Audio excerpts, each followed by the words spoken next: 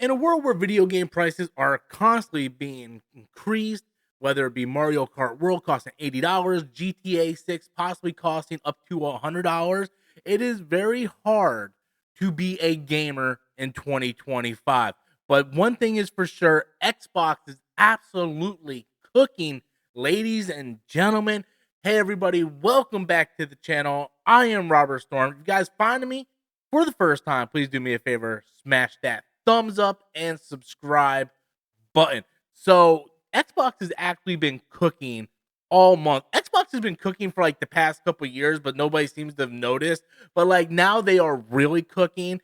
And out of all the big three, like Xbox is putting out high quality games and they're putting it out in an affordable price. Whether it be something like South of Midnight that I just finished a few days ago, shameless plug, check out my review. An awesome game that came out and I absolutely loved it. It's a budget title. You can play it for, if you have a Game Pass subscription, you can just play it just with your subscription, or you can go ahead and buy it on PC or Xbox. I think it's like $39. Really a budget title that is absolutely phenomenal. Compulsion Games knocked it out of the park. But like I said, shameless plug, check out that review. But yesterday, or actually 2 days ago, the Oblivion, the worst kept secret in gaming, we've been hearing about this for like over a year, the Oblivion Remaster, which, for the record, it's a remake. I don't know why they keep saying this thing is a remaster. Like, this thing, it wasn't built from the ground up, but it's taken like the Oblivion engine, from what I understand, and they're combining it with the Unreal Engine, like all new like character models, assets, graphic patches, like fighting mechanics. There's a sprint button. Like, this game was completely like had a massive makeover. It is more than just a remastered. When you look at some of the other games, whether it be like the Horizon Zero Dawn or Last of Us Part 2 remaster, that's a remaster, ladies and gentlemen. This is a freaking remake. It's literally like 110 gigabytes more than the original game. And so I downloaded this thing because I have Game Pass and I've been playing it for the past couple days. Now, full disclosure, I'm not the biggest Elder Scrolls fan. Like, I never played Oblivion. I played Skyrim a little bit, did not like it, fell off it. I'm not the biggest fan of Bethesda, and something that might make you click out of this video right now, if by me even saying this, is really the only Bethesda game that I played that I actually like is Starfield. I finished it from front to back and absolutely had a blast with Starfield. And I think that's mostly because I'm a sci-fi fan. But I never really got into Elder Scrolls, even though I know that it has a huge fan base. But I watched the presentation of this game. And to be fair, one of the reasons why I couldn't get into Skyrim and Oblivion, and I know this might sound sacrilege, it might sound stupid to a lot of you, is the old character models. The game looked very old. Even when you like compare Oblivion to other games that came out at that time, whether it be like Metal Gear and like, it just didn't look as good as a lot of other games. And I know it's a massively large game, so you can't get like the top-notch character models and that type of game. I understand that, but I was also a big JRPG fan. But with that said, I did see the presentation and I felt like, well, this is the perfect time for me to jump into this world. I really enjoyed Starfield. They completely rehauled Oblivion. If there was ever a time for me to jump into this world, it is now. And ladies and gentlemen, I have, and I enjoyed the hell out of it. I was actually playing until 6:30 this morning, playing through Elder Scrolls Oblivion, and I'm having a blast. Microsoft is killing it right now. Like, we're so worried as gamers, like, oh man, like I was fully planning on getting a Switch too. The hardware price didn't bother me, but I'm not paying $80 for Mario Kart World. Tell me why I live in a world where we get original game from Compulsions like South of Midnight, and we get a completely like remade Elder Scrolls Oblivion, and these games are like $39 to $50, and Donkey Kong Bonanza is $70. Mario Kart. In what world does Mario Kart World cost more than Forza Horizon? You know, it just does not. It doesn't make sense, ladies and gentlemen. But I've been playing this game. I've been loving it. Like I said, with the inflating prices of video games, it's really hard to get into gaming right now. But Microsoft has it where I feel like Out of the three companies, they are the most consumer friendly, right? Yes, their hardware is $500, but they have an entry level of $300. Not only that, Microsoft is saying, hey, you don't need to play this on everything. You can play it on your phone, you can play it on your tablet, you can play like I'm playing it on my PC. I have Game Pass, downloaded it. What the footage you're seeing is on my PC. I played this thing on my PC. And not only that, these games are also available on PlayStation and Nintendo and all this. Oblivion is not on Nintendo yet. It probably will be soon. But you can play these games on multiple platforms. Microsoft has really said, hey, we're not going to sit there and make you play on our Xbox hardware, even though you could argue that hurt the brand of Xbox. But I also feel like in the time we live now, this is really giving Microsoft and Xbox more brownie points. It's like we understand that game prices are expensive. I haven't paid full price for a game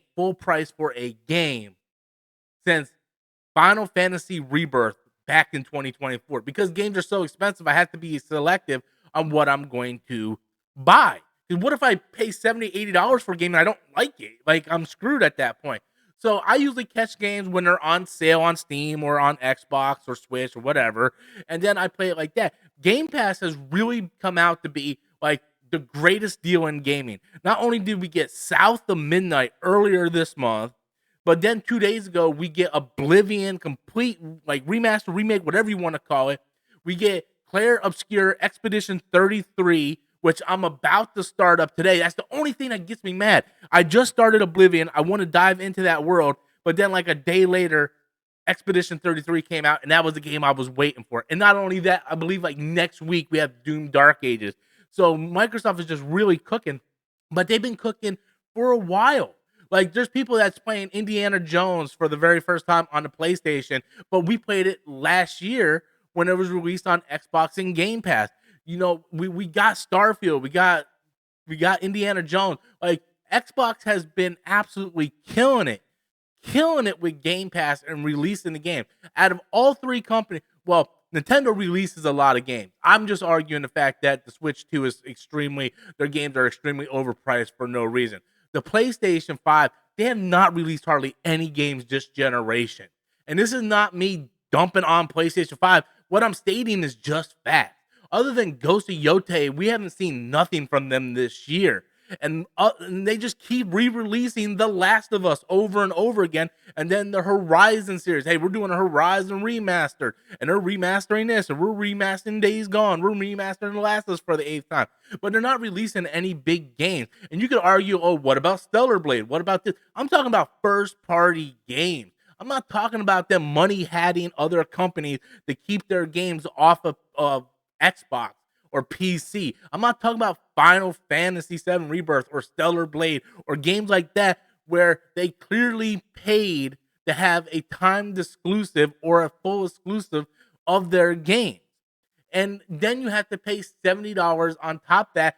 So luckily I have all the consoles so I can pick and choose what I want to play. I did that so I can play my Final Fantasy games, but they're so anti-consumer. PlayStation is so anti-consumer, and the Switch is now going into the route of anti-consumer with their prices for no apparent reason. And I think Microsoft right now is in the unique situation where gamers can look at them and go, man, we're getting high quality content from them. Like for $17 a month, we're getting all these games. I can play it on my PC. I can play it on my cell phone. I can play it on my TV. I play it on my Xbox. I can just play this thing anywhere. And like they're putting out high quality titles.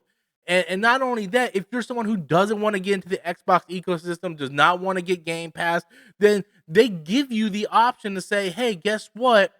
You can play it on your PlayStation. You can play it on your PC. You can buy these games if you don't want Game Pass. That's what I like. Options. Give me options. PlayStation doesn't do that. They have the PlayStation Plus service, but it takes like a year or two for their big games to hit PlayStation Plus, where Game Pass is day and date. The Nintendo Switch, like, yeah, you can get so here's the thing. You can buy a PS5 day one, get PlayStation Plus, and have access to a large library of games. You can get an Xbox game day one, get Game Pass, and get access of a whole library of games, including new release games. You buy a Nintendo Switch 2, you get access to nothing. You still have to buy the games, which are $70 to $80. They don't have a Nintendo Plus or Nintendo Game Pass where you can get Mario Kart World or Mario Odyssey or Zelda Breath of the Wild for a price of $15 to $20 a month. PlayStation and Xbox offers those type of services. So after spending so much money for the box, you also have the subscription service that allows you to play these games day one. Oh, I just paid $500 for this. I don't have $70 to get God of War, but guess what? It's on PlayStation Plus. Horizon's on PlayStation Plus.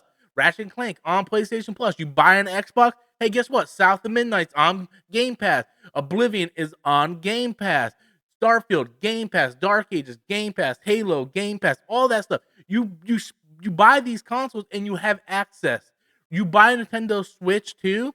It's $450 with tax. It's probably going to cost you about $500. And guess what? You have 0 games, unless you have Switch 1 games from the previous generation. You have 0 games. Oh, but you might be saying, hey, wait, Rob, we have the Nintendo Online service. Yes, it gives you access to the games that are 30 years old.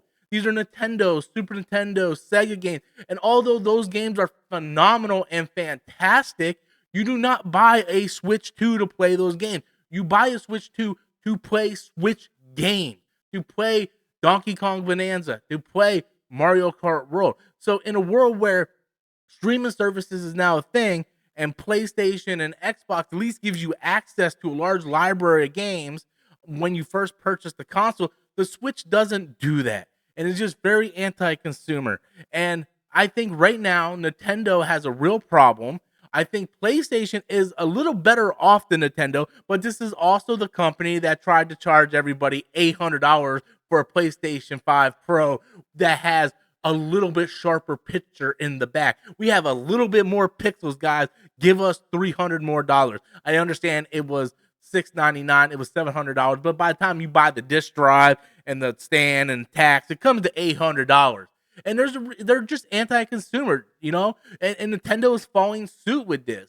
Now, I still think PS5, the base model, is a really good deal. You get that paired up with the PlayStation Plus service, and you're gonna have a really good time as a gamer. Much like the Xbox Series S with a $300 entry point, get Game Pass, you're going to have fun as a consumer. But I think right now, when we're looking at the big three, Nintendo and PlayStation, you can see where Xbox is clearly dead last, but they are the most consumer friendly. They are cooking. They're releasing the most. You cannot argue that Xbox is not releasing the most games out of both Sony and Xbox. Xbox is releasing the most games. In fact, if it wasn't for Xbox, PlayStation wouldn't have any games, you know, for the past couple years. That's just a fact. You wouldn't have Indiana Jones. You wouldn't have Doom Dark Ages. You wouldn't have a lot of these upcoming games. Microsoft is putting it on there. So you would argue that Xbox is feeding PlayStation and the PlayStation fan base, where PlayStation is just hell-bent on this console war mentality.